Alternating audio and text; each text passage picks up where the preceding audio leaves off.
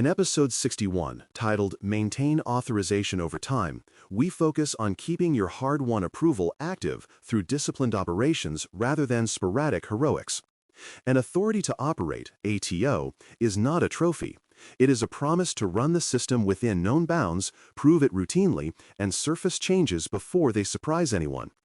The organizations that keep authorization healthy treat it like uptime, a property of everyday work, not an annual ceremony. That mindset turns compliance into continuity. Controls keep working because teams keep watching. Evidence stays fresh because it is produced as part of normal rhythms, and renewals become predictable milestones instead of cliff-edge events. Our aim is to describe that operating pattern in concrete terms so you can make authorization an attribute your stakeholders take for granted. The heartbeat of that pattern is tying continuous monitoring activities directly to ATO conditions and obligations.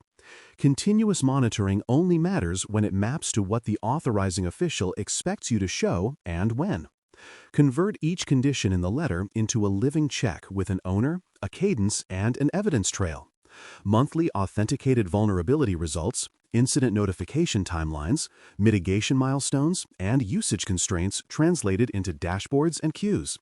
When a condition carries a threshold, maximum age for critical findings, encryption parameter deadlines, reporting windows, encode it into alerts that escalate automatically when breached. This wiring ensures the oversight language and your daily instrumentation speak the same dialect, so you are never reconciling after the fact. The program becomes trustworthy because policy, monitoring, and proof all align in real time. Maintain the monthly mechanics relentlessly. Scans run on schedule, reporting packages land with reconciled counts, and the plan of actions and milestones, POA&M, reflects reality rather than aspiration.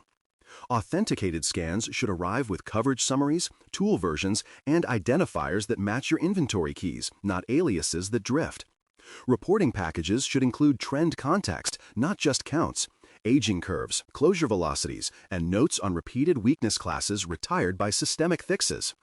The POA&M must be the single source of truth for open risks, interim mitigations, and verification artifacts of closure, with entries created the week a finding appears, not the week before a briefing. Treat these monthly deliverables as non-negotiable production outputs. When they ship on time, everything else moves faster. Significant changes are the places where healthy programs stumble if they wait for audits to notice. Track them deliberately, initiate assessment and approvals early, and document the path from idea to verified operation. Significant should have crisp criteria, scope boundary movement, new data categories, architectural redesigns, or external dependency shifts, and a short intake form that triggers an oversight workflow. Consult the sponsor and the third-party assessment organization, TPO, before work begins so targeted tests and evidence expectations are agreed in advance. Add temporary deviations or risk acceptances only with compensating safeguards and expiry dates. Safe change is not slow change. It is change with headlights and brakes that everyone can see. Keep the System Security Plan, SSP, current as the canonical description of what exists, where it talks, and how it is protected. That means updating narratives, diagrams, control parameter tables, and interconnection inventories when architecture changes, not months later. Use the same identifiers in the SSP that you use in tickets, dashboards, and scan packages so readers can traverse from prose to proof without translation. Version each update, record approvals, and store evidence that the described control settings really are in place. Configuration exports, code references, or baseline screenshots.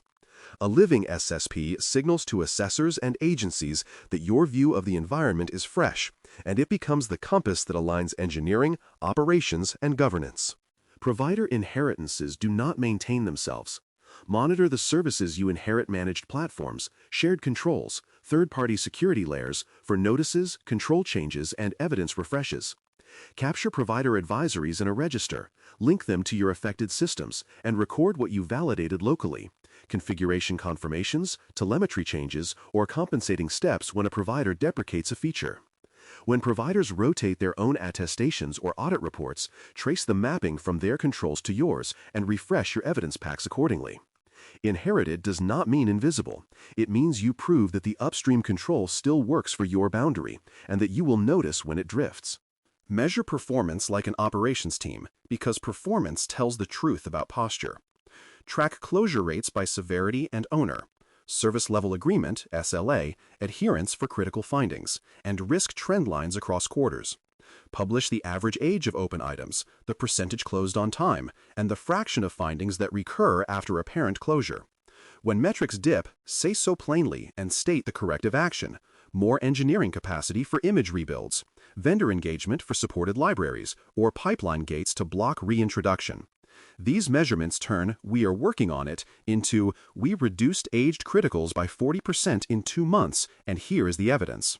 Leaders fund what they can see improving. Establish a governance cadence that keeps attention high without grinding teams down. Hold monthly operations reviews focused on continuous monitoring outputs and POA&M movement, and quarterly sponsor check-ins that look at trend lines, significant changes, and condition status against the ATO letter. Use a tight agenda: what moved, what slipped, what decisions are needed. Record decisions and link them to artifacts so the story of each choice is auditable later. Governance should feel like guidance and verification, not surprise inspections. When cadence is steady, people arrive prepared and small issues stay small. Complacency after an ATO is the quiet pitfall that breeds drift and late-stage surprises. It shows up as silent scope creep, stale documents, and last-minute evidence scrambles. The antidote is culture and habit: visible metrics, recurring reviews, and low-friction channels to declare change early. Encourage teams to surface blockers without penalty and to request deviations transparently with bounded safeguards. Remind everyone that the easiest way to lose authorization is to treat it like a finish line. The program keeps its integrity when people see that truth-telling is rewarded and that evidence beats optimism every month. A quick win that reinforces this culture is a monthly health dashboard shared with leadership. Keep it compact: condition status against the ATO letter, continuous monitoring delivery on time, top open risks with age, and significant changes in flight with their assessment status. Use the same identifiers that appear in the POA&M and scan packages so any box on the dashboard can be drilled into without rework. Add a short narrative, 3 sentences, that explain the big movement or the stubborn blocker, so the picture reads like a story, not a collage. When leaders receive this dashboard on a predictable day, the rest of your conversations start at a higher level. Training is the glue that keeps procedures real as people and platforms change. Run regular refreshers on evidence handling, reporting templates, deviation requests, incident notification rules, and how control parameters translate into code and configurations. Teach new hires how identifiers connect across systems so they can produce proof that is reusable on day 1. Include short tabletop drills for ATO conditions. What happens when a threshold is crossed? How a notice is drafted? Where the evidence is stored? People do what they practiced under pressure. Make sure what they practiced is what the authorization requires. Plan ahead for renewals, potential reauthorization, and agency reuse of evidence so timelines never catch you flat-footed. Maintain an evidence calendar that shows when attestations expire, when assessment seasons begin, and which artifacts will be reused across agencies or programs.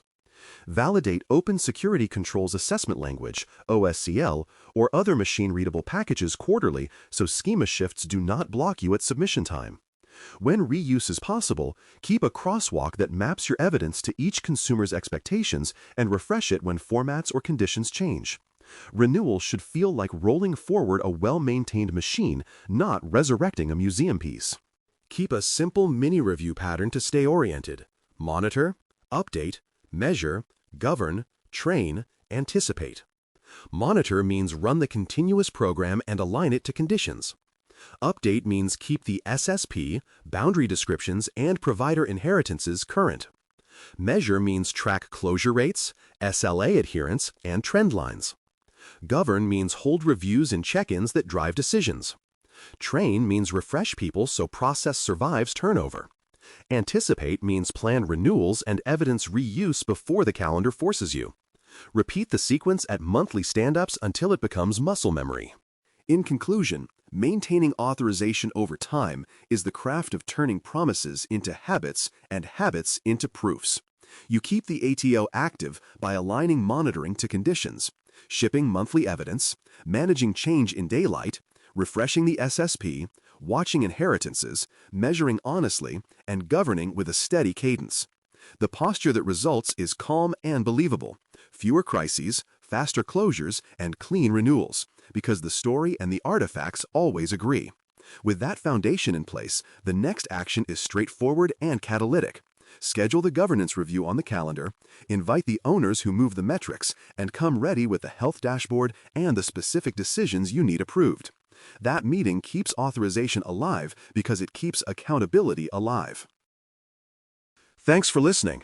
For more audio courses, daily newsletters, and more, please visit baremetalcyber.com.